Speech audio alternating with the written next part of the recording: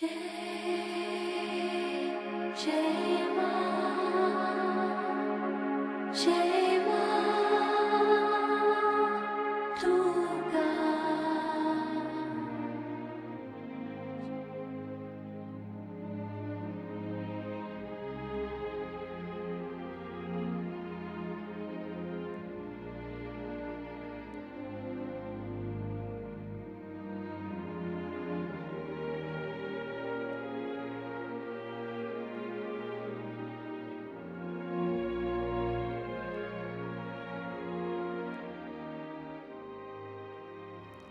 Tudo ia bem e não me cansava de admirar aquele inesperado serviço de preparação mediúnica quando aconteceu alguma coisa muito grave.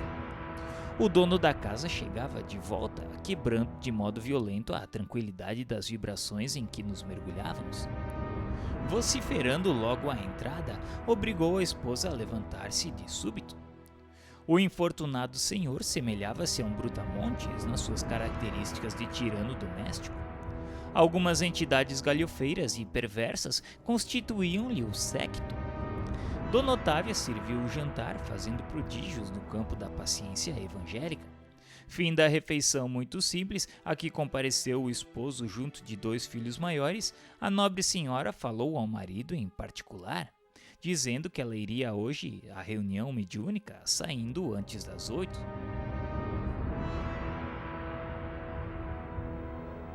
O marido, enfurecido, exclamou encharcado de vinho a cofiar os bigodes, dizendo que hoje ela não poderia sair. Nada de sessões daquela noite.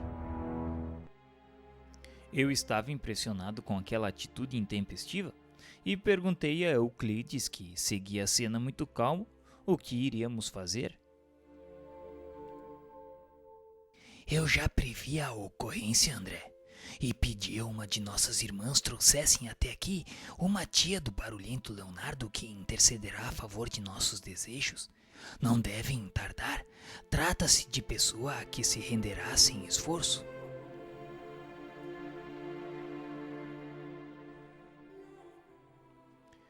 Com efeito, enquanto Dona Otávia enxugava o pranto em silêncio, recompondo a mesa de refeições, ouviram-se palmas à porta. Leonardo foi atender e, em breves minutos, uma entidade desencarnada muito simpática penetrava o interior, acompanhando uma velha senhora de semblante acolhedor e risonho. A cooperadora de Euclides veio até nós, cumprimentando-nos sorridente.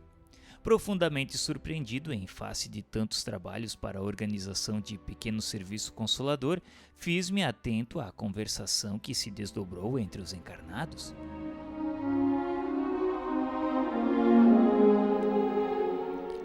Ainda bem que a luta do dia terminou. Eu vim até aqui para irmos juntas à reunião. Percebi que Otávia procurou esconder sua mágoa, sorriu com esforço e respondeu, dizendo que hoje ela não poderia, pois Leonardo estava indisposto e pretendia recolher-se mais cedo. Já sei, mas você, Otávia, tem compromisso e não pode faltar. Dona Georgina entendeu tudo o que se passava por ali. Em seguida levantou-se, tocou os ombros do sobrinho que se derramara no divã e falou-lhe com franqueza. Meu filho, que você se regale em prazeres e adie sua realização espiritual por imprevidência e má vontade, eu não posso impedir, mas advirto-o quanto aos deveres de sua mulher em nosso núcleo de iluminação, pedindo-lhe não se interponha entre ela e os desígnios superiores. Otávia é uma esposa exemplar, tem tolerado suas impertinências a vida inteira e já entregou ao seu espírito de pai 2 filhos maiores, rigorosamente educados na inteligência e no coração. Não lhe impeça agora o serviço divino. Poderia insurgir-me contra você, induzindo-a a resistir, mas prefiro avisá-lo de que a sua situação contra o bem não ficará impune. Observei que as palavras da veneranda senhora eram emitidas conjuntamente com grandes jatos de energia magnética que envolviam Leonardo, obrigando-o a melhor raciocínio.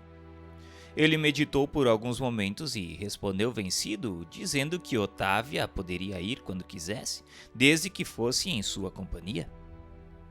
A matrona agradeceu, estimulando-o no estudo das questões da espiritualidade, e quando se dispunham as duas senhoras a tomar o caminho do grupo de estudos, chegou Alexandre de volta a fim de acompanhar-nos por sua vez. Reconheci que o instrutor notou de relance o estado de abatimento da médium, percebendo as dificuldades que se opunham à prometida comunicação de Dionísio. Mas longe de se referir às advertências da véspera, ele próprio agora era quem se mostrava mais otimista, estimulando ao que notei o entusiasmo de Euclides a serviço do bem. Atingimos o vasto salão daquela oficina de espiritualidade quando faltava precisamente um quarto de hora para as 20 horas. Como sempre, os trabalhadores de nosso plano eram numerosíssimos nos múltiplos trabalhos de assistência, preparação e vigilância. Enquanto alguns amigos ansiosos e a família do comunicante constituída de esposa e filhos aguardavam a palavra de Dionísio, muito grande era o nosso esforço para melhorar a posição receptiva de Otávia. Alexandre, como de outras vezes, esmerava-se em ministrar o exemplo da cooperação sadia. Determinou que alguns colaboradores dos nossos auxiliassem o sistema endócrino de maneira geral e proporcionassem ao fígado melhores recursos para a normalização imediata de suas funções, estabelecendo-se determinado equilíbrio para o estômago e intestinos, em virtude das necessidades do momento, para que o aparelho mediúnico funcionasse com a possível harmonia. Às 20 horas, reunida a pequena assembleia dos irmãos encarnados, foi iniciado o serviço com a prece comovedora do companheiro que dirigia a casa. Valendo-se do concurso magnético que lhe fora oferecido, a médium sentia-se francamente mais forte. Mais uma vez, contemplava admirado o fenômeno luminoso da epífise e acompanhava o valioso trabalho de Alexandre na técnica de preparação mediúnica, reparando que ali o incansável instrutor se detinha mais cuidadosamente na tarefa de auxílio a todas as células do córtex cerebral, aos elementos do centro da linguagem e às peças e músculos do centro da fala. Terminada a oração e levado a efeito o equilíbrio vibratório do ambiente, com a cooperação de numerosos servidores de nosso plano, Otávia foi cuidadosamente afastada do veículo físico em sentido parcial, aproximando-se de Dionísio, que também parcialmente começou a utilizar-se das possibilidades dela. Otávia mantinha-se a reduzida distância, mas com poderes para retomar o corpo a qualquer momento no impulso próprio, guardando relativa consciência do que estava ocorrendo, enquanto que Dionísio conseguia falar de si mesmo, mobilizando, no entanto, potências que lhe não pertenciam, e que deveria usar cuidadosamente sob o controle direto da proprietária legítima e com a vigilância afetuosa de amigos e benfeitores que lhe fiscalizavam a expressão com o olhar, de modo a mantê-lo em boa posição de equilíbrio emotivo. Reconheci que o processo de incorporação comum era mais ou menos idêntico ao da enxertia da árvore frutífera. A planta estranha revela suas características e oferece seus frutos particulares, mas a árvore enxertada não perde sua personalidade e prossegue operando em sua vitalidade própria. Ali também, Dionísio era um elemento que aderia à faculdade de Otávia, utilizando-as na produção de valores espirituais que lhe eram característicos, mas naturalmente subordinado a médium, sem cujo crescimento mental, fortaleza e receptividade não poderia o comunicante revelar os caracteres de si mesmo perante os assistentes. Por isso mesmo, logicamente, não era possível isolar por completo a influenciação de Otávia vigilante. A casa física era seu templo que urgia defender contra qualquer expressão desequilibrante e nenhum de nós, os desencarnados presentes, tinha o direito de exigir-lhe maior afastamento, porquanto lhe competia guardar as suas potências fisiológicas e preservá-las contra o mal perto de nós outros ou à distância de nossa assistência afetiva. A nossa atmosfera de harmonia, porém, não conseguia sossegar a perturbadora expectativa dos companheiros encarnados. Entre nós prevaleciam o controle, a disciplina, o autodomínio. Entre eles sopravam o desequilíbrio e a inquietação. Exigiam um Dionísio homem pela boca de Otávia, mas nosso plano lhes impunha um Dionísio espírito pelas expressões da médium. A família humana aguardava o pai emocionado e ainda submetido a paixões menos construtivas. Mas auxiliávamos o irmão para que sua alma se mantivesse calma e enobrecida em benefício dos próprios familiares terrestres. Falava o comunicante sob forte emotividade, mas Alexandre e Euclides, ocupando-se respectivamente dele e da intermediária, fiscalizavam-lhe as atitudes e palavras para que se manifestasse tão somente nos assuntos necessários à edificação de todos, responsabilizando-o por todas as imagens mentais nocivas que a sua palavra criasse no cérebro e no coração dos ouvintes. Em vista disso, o comunicante portou-se em todos os pontos da mensagem falada com admirável dignidade espiritual, fazendo, porém, verdadeiros prodígios de disciplina interior para calar certas situações familiares e conter as lágrimas estancadas no coração. Depois de falar quase 40 minutos dirigindo-se à família e aos colegas de luta humana, Dionísio despediu-se, repetindo tocante oração de agradecimento que Alexandre lhe ditou comovido. Nosso concurso decorrera com absoluta harmonia. O manifestante ofereceu os possíveis elementos de identificação pessoal, mas a pequena congregação de encarnados não recebeu a dádiva como seria de desejar. Interrompida a concentração mental com o encerramento, iniciaram-se as apreciações, verificando-se que 4/5 dos assistentes não aceitavam a veracidade da manifestação. Somente a esposa de Dionísio e alguns raros amigos sentiram-lhe efetivamente a palavra viva e vibrante. Os próprios filhos internaram-se pela região da dúvida e da negativa. Interpelado por um dos companheiros, expressou-se o mais velho dizendo que era impossível, não poderia ser o seu pai. Se fosse ele o comunicante, teria naturalmente comentado a sua difícil situação em família. Outro dos filhos de Dionísio ajuntou levianamente, dizendo que não acreditava em semelhante manifestação.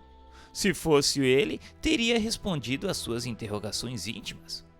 Ainda questionava que, por que será, talvez no outro mundo, será que os pais não se recordavam mais do carinho devido aos filhos?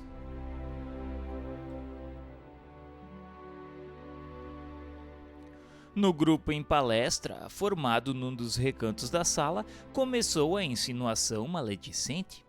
Apenas a viúva e mais 3 irmãos de ideal se mantinham juntos da médium, incentivando-lhe o espírito de serviço através de palavras e pensamentos de compreensão e alegria. E no agrupamento onde os filhos externavam ingratas impressões, um amigo, tocado de cientificismo, afirmava solene: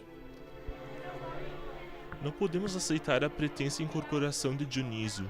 Otávia conhece todos os pormenores de sua vida passada, permanece quase que diariamente em contato com a família, e o espírito comunicante não revelou particularidade alguma pela qual pudesse ser identificado. E depois de lançar a cinza do cigarro em pequenino vaso próximo, acrescentava mordaz: O problema da mediunidade é questão muito grave na doutrina. O animismo é uma erva daninha em toda parte. Nosso intercâmbio com o plano invisível está repleto de lamentáveis enganos. Um dos rapazes presentes arregalou os olhos e perguntou de súbito se ele acreditava realmente que Dona Otávia seria capaz de enganar a todos os presentes ali. Não conscientemente, mas inconscientemente sim. A maioria dos médiuns é vítima dos próprios desvairamentos emotivos. As personalidades comunicantes, em sentido comum, representam criações mentais dos sensitivos. Tenho estudado pacientemente o assunto para não cair, como acontece a muita gente, em conclusões fantásticas. Há que fugir do ridículo, meus amigos. E como eu tenho visto, as imersões do subconsciente nas hipnoses profundas conseguem desnortear os mais valentes indagadores. E o cientificista, continuando a sorrir sarcástico, como se as suas palavras difíceis e as referências preciosas representassem a derradeira solução do assunto, prosseguia enfático. A fim de corrigir os desbordamentos da imaginação no espiritismo, criou-se a metapsíquica para dirigir as nossas pesquisas intelectuais, e não podemos esquecer que o próprio Richer morreu duvidando. Não lhe bastaram dezenas de anos consecutivos no estudo sistemático dos fenômenos. As próprias materializações não se asseguraram a certeza da sobrevivência. Portanto, A reduzida assembleia escutava-lhe a palavra importante como se ouvisse um oráculo infalível. No outro recanto do salão, comentava-se o mesmo assunto discretamente. Não acredito na veracidade da manifestação. Afinal de contas, a comunicação primou pela banalidade. Nada de novo. Para mim, as palavras de Otávia procedem dela mesma. Não senti qualquer sinal concludente com respeito à possível presença do nosso velho amigo. Seria muito desinteressante a esfera dos desencarnados se apenas proporcionasse ao que nos precedem as frivolidades que o suposto Dionísio nos trouxe. Talvez tenha havido alguma perturbação. Não nos achamos livres dos mistificadores do plano invisível.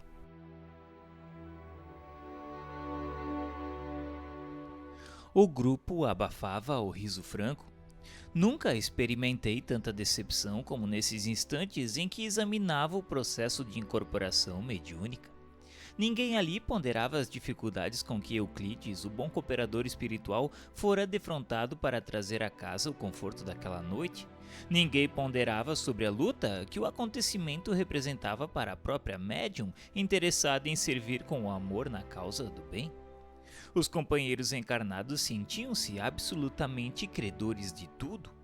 Os benfeitores espirituais, na apreciação dos presentes, não passariam de meros servidores dos seus caprichos, a voltarem do além-túmulo tão somente para atender-lhes ao gosto de novidades. Com raríssimas exceções, ninguém pensou em consolo, em edificação, em aproveitamento da experiência obtida. Ao invés do agradecimento da observação edificante, cultivava-se a desconfiança e a maledicência.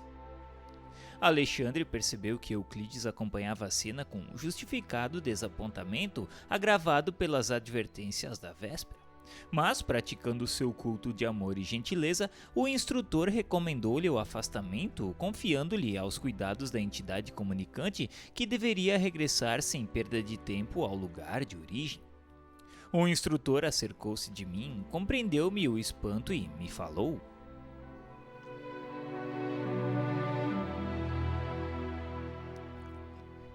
Não se admire, André. Nossos irmãos encarnados padecem complicadas limitações. Além disso, como você observa, a maioria tem o cérebro hipertrofiado e o coração reduzido.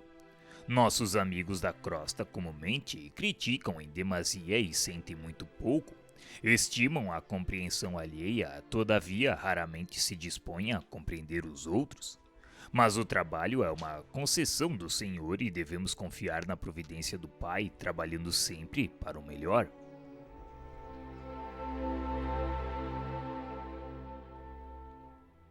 Em seguida, Alexandre fez algumas recomendações a alguns amigos que ficariam na tenda de realização espiritual e me convidou a sair. Ao nos afastarmos, rente à porta, um cavalheiro dizia ao diretor do serviço que todos tinham o direito de duvidar. Não ouvi a resposta do interlocutor encarnado, mas Alexandre considerou com a expressão fisionômica de um pai otimista e bondoso.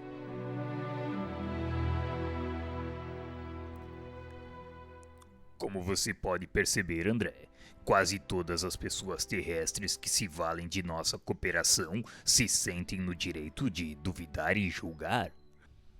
Ainda é muito raro surgir um companheiro que se sente com o dever realmente de nos ajudar.